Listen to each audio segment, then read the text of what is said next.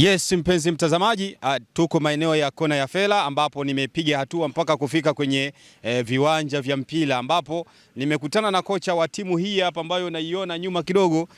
Sasa niombe kwanza tumfahamu kocha anaitwa nani na hapa ni wapi na nini matarajio yake. Kocha, habari yako? Salama kabisa, habari hizi. Tunamshukuru Mungu. Kwanza pole na mazoezi. Namshukuru Mwenyezi Mungu, tunaendelea vizuri, tupo tunajifua. Leo tulikuwa tunafanya recovery kidogo, maana jana tulikuwa na game ndogo. Yes. Ambapo leo tulikuwa tunafanya recovery kidogo, tunajiandaa pia tuna game ya Jumapili. Tumefanya recovery kwa ajili ya kujiandaa na mechi ya Jumapili.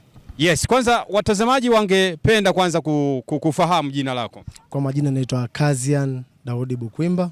Mimi by professional nilikuwa mchezaji. Japo sikucheza sana kutokana na injury na nini, ila nakupenda mpira na ndio nipo na usoma sasa. Okay, nini matarajio yako baada ya hapa? Au wewe unafanya kwa ajili ya kujifurahisha au nini malengo yako katika timu yako hii?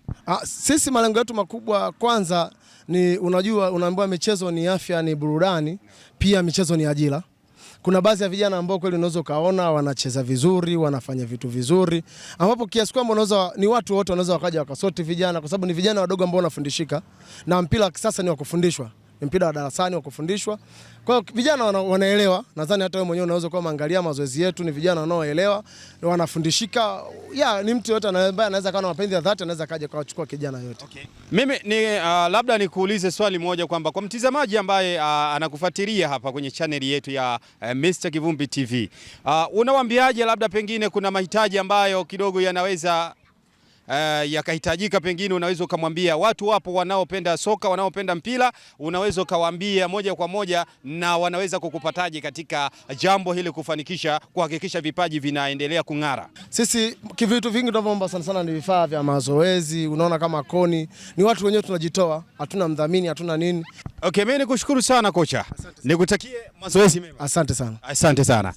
Mpenzi mtazamaji, tulikuwa na kocha ambaye anasimamia timu ya Kona FC. Kwa hiyo bila shaka umemsikia ambavyo jinsi alivyosema, wewe kama mdau wa mpira na wewe mpenzi wa mpira unaweza ukawasaidia vijana ili kuokoa vipaji. Wanakuambia kwamba kipaji ndio mtaji wako. Kwa hiyo sasa wewe mpenzi mtazamaji na mpenzi wa soka unaweza ukawasaidia kwa namna yoyote ile ambayo unaona inafaa. Tuseme hatuna la ziada mpaka baadaye.